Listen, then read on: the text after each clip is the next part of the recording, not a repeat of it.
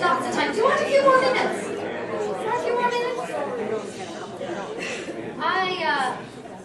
So we've got some good things. I hope you've heard something that's touched you a little bit tonight. A little bit. So I want to share with you this. It's just be the light. You might be the only gospel that some people will ever read. You know, our young people are not being brought to church. Pope Francis just has said this a couple of times recently. He said it when I was in Rome with them. He said, you know, the church doesn't want wax statues. You know, Christians that remain cut off from the rest of the world. And he says, it was kind of cute how he said it. The media didn't report it like this, of course, but he banged his little fist down and he said, we have enough wax statues in the museums around here. Lord knows we have enough of them. He said, go out amongst the people. And he said, the saddest thing that he's seeing is that children don't even know how to make the sign of the cross. Now, Sister Adele Bryce, October 9th was the anniversary of the apparitions of Our Lady to Sister Adele. What did she say to Sister Adele? Go out into this wild country and teach the children what they need to know for salvation. Teach them the sign of the cross and the sacraments. This is a wild country today. Right? I mean, look at our government. Wild men. Can't agree on anything. Right? I can't vote in this country anyway. But you know, it's a wild country. This is, you know, years ago we used to send money overseas to little pagan babies. The little pagan babies are around us today. They're growing up. Children are growing with no sense of faith. They're growing up without having any understanding of the Christian story at all because we're not hearing about it in the public sphere. The media are surely not going to tell our story for us. Just a little note on the media. Somebody said to me, we need to infiltrate the media. I was like, you don't understand. We are the media today. When I get on my Facebook page and I tell people what's important to me, I am the media for 600 people that are my friends. You are the media today if you're engaged in social media. And the media are scurrilous, anti-Catholic muckrakers to a large extent in this country. They will be happy to report on something that happens in our churches, but never will they report on any of the good, wonderful, beautiful things that happen every day. A friend of mine sent me an image that literally I cried my eyes out when I saw it. Cardinal George often comes under attack in Chicago because he tells the city and the politicians like it is. He's a straight up guy. And so he's always in the media. And my friend sent me an image. Her sister is a nurse in a pediatric heart transplant unit, one of very few in the country. And she sent me the image and it said, this is an image the media will never see, and this happens every day in our church.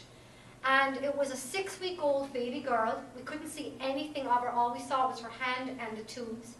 And it was Cardinal George down on his knees, praying beside her. She was 5 days after having a heart transplant. She was 6-week-old, and he spent the day with the family and the nurses and the doctors. It's an image we'll never see publicly, and it happens every day. It is our priests who are going out, being with the homebound, taking care of the sick. It's our religious ed coordinators and our adult faith formation people who hear the stories of people every day. It happens every day. Stand up and be proud to be Catholic. This is a good time to be Catholic. And it's a fun time to be Catholic, isn't it? Yeah. Amen or amen? Amen. Okay, so you may be the only gospel that some people will ever read. They will never pick up the gospels. They will never hear the words of Jesus, but they will hear them from your lips, and they will know that Jesus is important from your life. So be the gospel. Don't just talk about it. Be the gospel for people. He alone sends the Spirit. I don't know what happened to my little thing here, but it basically says, He alone is the Spirit. And from the Father, He alone breathes on them and says, He has come to save each one of us. Our hope is not in a program. It's not in a speaker. It's in Jesus, who has come to be with every one of us. I'm sorry you can't see that. It must be just how it is, has come through. And then I end all my presentations with this. 3 cute little Irish fellas, right? My son, Ian, Michael, and Sean. 3, 2, and 1. Okay. This is how easy it is to be an evangelizer. I took a picture of this because Sean, this little fella here, he's 2. His face is so serious and solemn and reverent. And I was like, I don't know what he's doing, but I need to grab my camera to capture this. And afterwards, I showed his mother this, and she goes, what is going on here? She's like, oh, I know right away. Sean's granny takes him every Saturday grocery shopping. You know, nannies pick up their kids and they, oh, Miss Barb, I know you know that. And they do things with them. And every time they are down shopping in our little village town, they go in and out of the town and they chat to the butcher and they chat about what's going on in the life. And, oh, how's your mother-in-law? Oh, she's fallen off the wagon again. How's Tom? He needed corn surgery or bunion surgery, whatever's going on. So Sean goes with his granny and hears all of this. But at the end of the day, she goes into the church and she lights a candle. And Sean goes with her. But every time she goes in and out of the church, she does something that we do unconsciously. We dip our hands in the holy water and we make the sign of the cross. And it rained, like it rains every day in Ireland. And Sean, it was hot. It was a rare hot day in Ireland. All the boys were out in their t-shirts, took off his, and he ran out and he dipped down to bless himself and make the sign of the cross. And Michael, who doesn't have the same granny, he wanted to do the same just because it must be important to Sean and I need to be there. And my son, who was 1 year old, he couldn't even walk at this stage, had no clue, could not make the sign of the cross, just scooted to the edge. This is a puddle of God's grace for everybody to dip into. And Sean was taught how to do this. And Michael caught it. And this is my son, seeking. It's faith taught, caught, and sought. This is every person we encounter.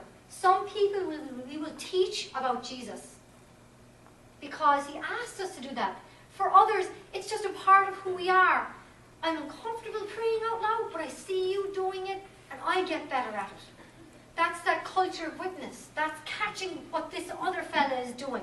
And then there are people who will stand on the corner and watch what we're doing as Christians. And like my friend Bishop George says, kids that have their ears plugged with their iPad and their iPhone and their whatever they are, whatever thing they got in their ear, still have eyes to see you. And what will they see as Christians?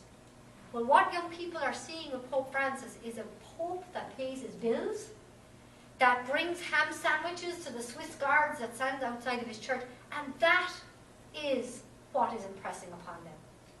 So for some people, they will come to us, they'll be seeking, but they will catch what we say, and we can teach them what we do.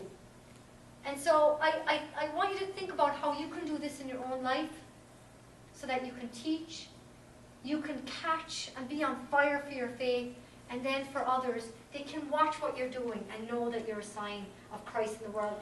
We need to look at the church like not a problem to be solved, but as a mystery to be embraced. And St. Patrick says that we are servants of his mystery, not masters of the future. So enter into that moment, enter into the present, it's all we have, and be Christ alive to every person. If you have questions or comments, I'd love to hear from you. Thank you for listening. I'll give you a couple of minutes for questions. If anyone needs to leave, they can do so. Thanks for having me.